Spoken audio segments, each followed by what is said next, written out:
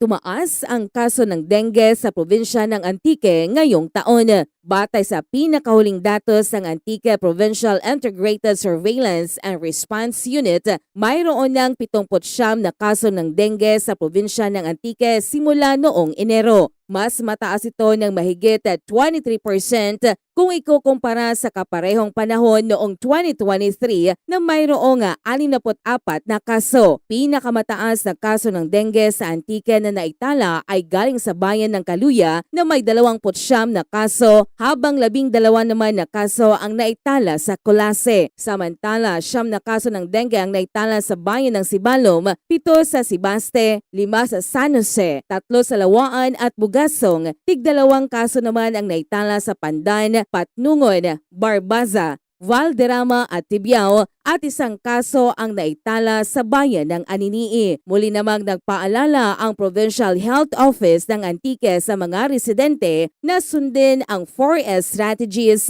na search and destroy mosquito breeding grounds, seek early medical consultation, ensure personal protection at support anti-dengue fogging kung kinakailangan. Ito si Jennifer Cariquitan para sa Radyo Alternatibo Balita Nationwide.